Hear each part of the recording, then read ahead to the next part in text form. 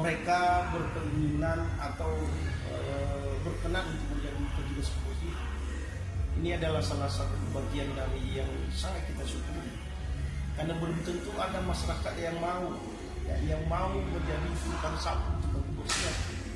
Apalagi sebagaimana kita tahu bersama sekarang, masalah kebersihan di Kota Gunung Sitoli ini diawali dari pagi hari. Mereka rata-rata tinggal di luar kota. Mereka meninggalkan rumahnya masing-masing tiap pagi itu jam 4 subuh. Mereka datang ke kota untuk melaksanakan tugas kebersihan. Begitu juga malam, sore hari, mereka melaksanakan penyapu jalan.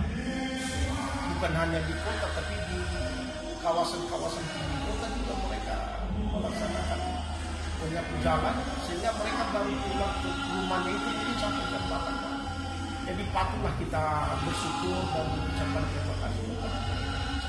Nah, tadi pagi kita kumpulkan mereka semua. Ya, kita juga dengan suasana Natal dan Tahun Baru ini kita berbagi kasih kepada mereka. Yakin saya mereka sangat gembira. Walaupun dari sisi nilainya tidak seberapa, tetapi itulah satu bukti bahwa kita peduli dengan mereka. Ya. Dan saya melihat mereka tadi sangat gembira sekali. Dan bukan hanya itu, tadi sudah saya umumkan pada open house nanti tanggal 1 Januari itu di rumah dinas wali kota, kita akan bersama-sama dengan mereka untuk merayakan. Kita sudah menginjakkan tahun baru. Jadi mudah-mudahanlah dengan keberadaan mereka, ya, untuk ke depan Kota Gunung Sitoli ini bisa terjadi. Untuk saat ini Pak, ada berapa banyak jumlah petugas kebersihan yang dimiliki Kota Gunung Sitoli? Nah, ini kurang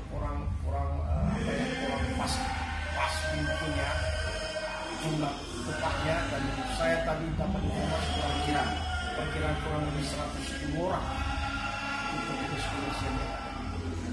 Dan terdiri dari ibu rumah tangga dan bapak-bapak juga ada. Bingkisan tadi Pak, apa saja Pak bentuk-bentuk yang disampaikan Pak? Nah, ini tadi sempat saya lihat ada beras, ada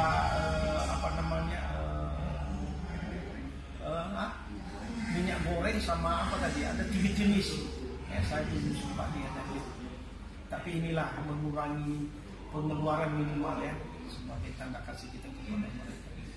Suasana Natal dan Tahun